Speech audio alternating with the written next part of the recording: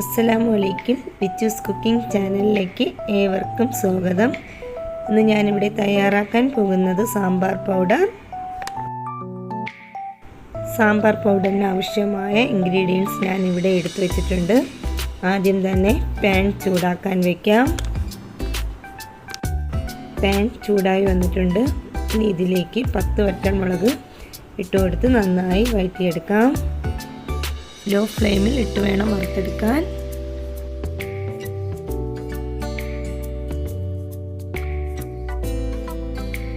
നന്നായി മുരിഞ്ഞു വന്നിട്ടുണ്ട്. ഇനി തണുക്കാനായി പ്ലേറ്റിലോട്ട് മാറ്റി വയ്ക്കാം. ഇതേ പാനിൽ തന്നെ നല്ല മുളക് 1 ടേബിൾ സ്പൂൺ, ഉലുവ 1/4 ടീസ്പൂൺ,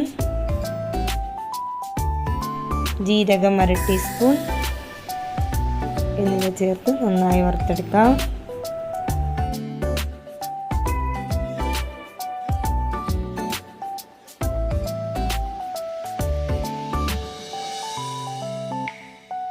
വറുത്തെടുത്തിട്ടുണ്ട്. ഇനി വേറൊരു പാത്രത്തിലേക്ക് മാറ്റാം.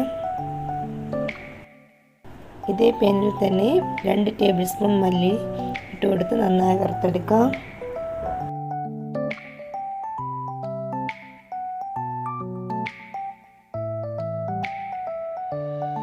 വറുത്തെടുത്തിട്ടുണ്ട്.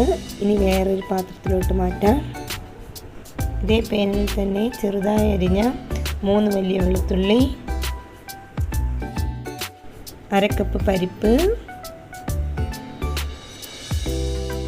കുറച്ച് കറിവേപ്പില എന്നിവ ചേർത്ത് നന്നായി വറുത്തെടുക്കാം.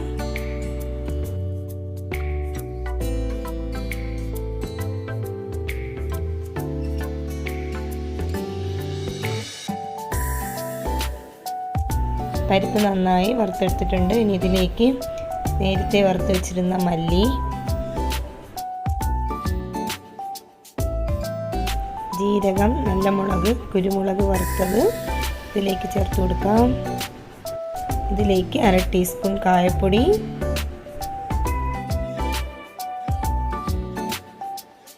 1/2 ടീസ്പൂൺ മഞ്ഞൾപ്പൊടി ചേർത്ത് ഫ്ലെയിം ഓഫ് ചെയ്തതിന് ശേഷം നന്നായി വറുത്തെടുക്കാം.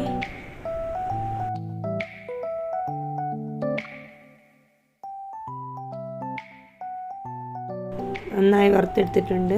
ഇനി ഈ കൂട്ട് വേറൊരു പാത്രത്തിലോട്ട് മാറ്റി തണുക്കാൻ വയ്ക്കാം.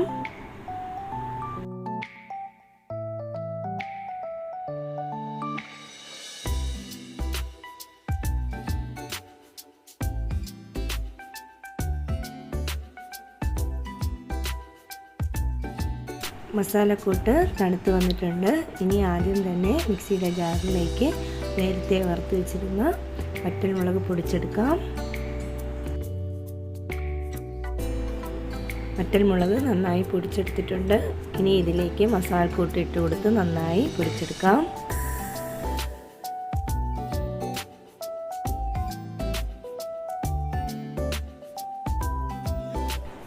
നന്നായി പൊടിച്ചെടുത്തിട്ടുണ്ട്.